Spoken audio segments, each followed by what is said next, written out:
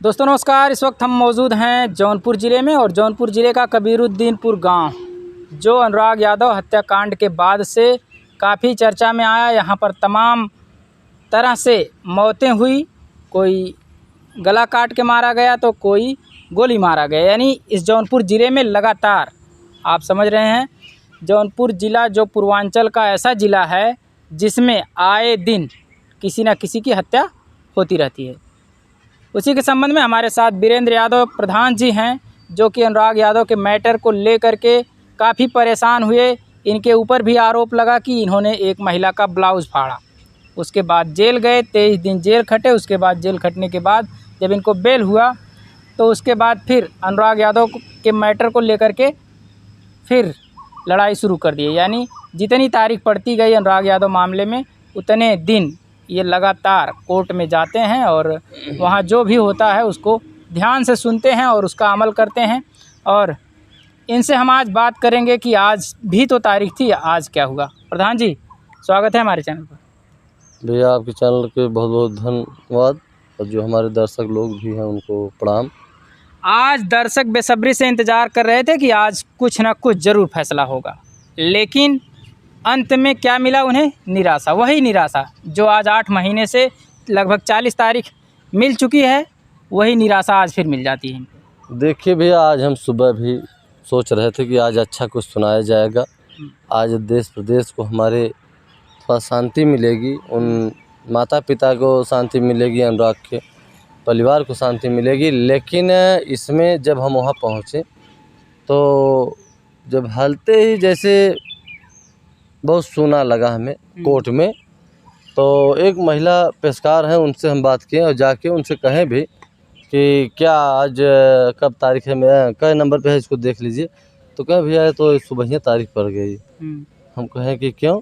कहें कि ऐसा है कि आज जो है वकील साहब लोग भी बहिष्कार किए हैं, और उसके बाद जो है तहसीलदार साहब आज छुट्टी पे हैं। हम कहें क्यों आज ही छुट्टी है, ऐसा क्यों, क्या हो गया कि आज अनुराग की तारीख थी तो छुट्टी ले लिए? कहें कि ऐसा भैया कि उनके पिताजी का तबीयत ख़राब है और वेदांता में वो भर्ती हैं, तो इसी कारण वो छुट्टी ले लिए हैं। हम कहें चलिए ठीक है, एक न एक अड़चन आ रहा है हमारे जिस दिन तारीख रहती है। तो कहें कि हम कहें 2 तारीख को है, हम कहें और तारीख हम नज़दीक कर दीजिए। कहें भैया ये बहुत नज़दीक तारीख लगी है और लोगों को तारीख जो है लंबी लंबी लगी है। तो हम कहे चलिए ठीक है, इतना ही एहसान अगर है तो बहुत है। अब समझ लीजिए कि जैसे एक न एक अड़चन आता जा रहा है। देखिए 2 तारीख को कहे थे, 2 तारीख को कहे थे स्थलीय निरीक्षण हम करेंगे। अभी तक आज 2 तारीख कहें, 11 तारीख को फिर वही चीज़ हम लोग इंतज़ार कर रहे थे कब आएंगे, स्थलीय निरीक्षण करेंगे। 11 तारीख से फिर आज 23 तारीख हो गई, अभी तक वो स्थलीय निरीक्षण नहीं किए और 2 तारीख को डेट मिल गया है। तो निरीक्षण तो हुआ था ना इसके पहले? नहीं, तो ऐसा है ना कि एक उनके लाल तक वकील एक एप्लीकेशन जब दिए, एक दरखास्त दिए, तो बस इतने पे ही, बस इतने लेते ही वो कहें कि स्थलीय निरीक्षण हम करेंगे, अपने टीम जाएगी। हम कहें ठीक है, अगर टीम आ रही है, हम वकील साहब को कहें भाई टीम अगर आ रही है तो स्थलीय निरीक्षण आके कर लें, क्योंकि एक बार हुआ है स्थलीय निरीक्षण, उसका पूरा जो है बिंदु लगा है, चौहद्दी बनी है, और उस पे उस मकान पे जो है 76,950 रुपये का जुर्माना भी लगाया गया है। तो स्थलीय निरीक्षण करके लगाया गया है। लेकिन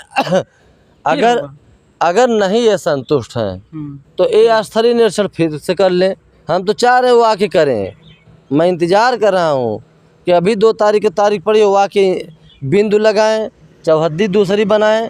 मैं एकदम मतलब मैं चाह रहा हूँ कि वो आके निरीक्षण करें। प्रधान जी, लोग गालियां दे रहे हैं तहसीलदार को और कुछ लोग उल्टे शब्दों का प्रयोग कर रहे हैं, तो कहीं ऐसा तो नहीं तहसीलदार महोदय ये सोच रहे हों कि अगर जितना लड़ना है लालता को यहीं लड़ लो, इसके बाद अगले वाले कोर्ट में जाने के लिए तुम्हारे रास्ते यहीं से हम बंद करके फैसला सुनाएंगे? कहीं ऐसा तो नहीं इस वजह से विलम्ब कर रहे हैं तहसीलदार साहब? देखिए तहसीलदार साहब तो इतना हिला हिवाली कर रहे हैं, अब भाई हम तो कुछ नहीं कहेंगे, लेकिन पूरा देश बद्दुआ दे रहा है, पूरा देश बद्दुआ दे रहा है। क्योंकि हमारे यहाँ फ़ोन आता है, तमाम लोग, कुछ सब लोग कहते हैं, तो तहसीलदार को साहब को आपके चैनल के माध्यम से हम बहुत ही उनको हिंट दिए कि देखिए कुछ काम ऐसा होता है कि अंधकार में आप करिए, कोई न जाने, लेकिन भगवान जानते हैं। हो सकता है वही भगवान की बात याद करके वो अपने हिसाब से कुछ फैसला ऐसा दे रहे हों कि अगर मान लीजिए हम फैसला यहीं दे देते हैं, घर गिरवा देते हैं, घर गिरवाने का आदेश कर देते हैं, तो लालता का परिवार हाई कोर्ट चला जाएगा। कहीं ऐसा तो नहीं ये सोच रहे हैं कि हम पूरा मामला ही यहीं ख़त्म कर दें, ऐसा कि उनको हाई कोर्ट जाने तक का जो रास्ता है वो भी यहीं बंद कर दें? देखिए, हाई कोर्ट जाने का कोई रास्ता है नहीं उनके पास। किस एंगल पे और किस आधार पर वो जाएंगे? जब वो ग्राम समाज में है, जब वो बंजर में है, तो तहसीलदार साहब को समझना चाहिए कि यह चीज़ जो है ग्राम समाज है, बंजर है, तो मकान आदेश कर देना चाहिए गिरवाने का। और ये सोचे कि हाई कोर्ट जाएगा तो सुप्रीम कोर्ट जाएगा तो विदेश जाएगा तो देश जाएगा, ये सोचने की कोई आवश्यकता नहीं है, क्योंकि उसके नाम की ज़मीन नहीं है। वह ज़मीन जो है ग्राम समाज है, बंजर है, तो उसमें ज़्यादा दिमाग अगर वो तहसीलदार साहब न लगाएं तो अच्छी बात है। अगर वो नाम की ज़मीन अगर आज होती तो हाई कोर्ट नहीं, वो सुप्रीम कोर्ट जा सकते हैं।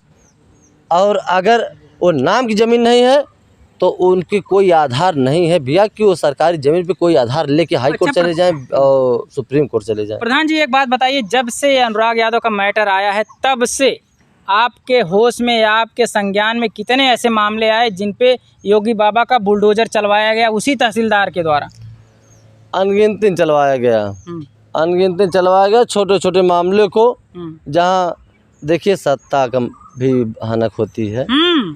जहाँ सत्ता चाह दे रहा है वहाँ बुलडोजर चल जा रहा है।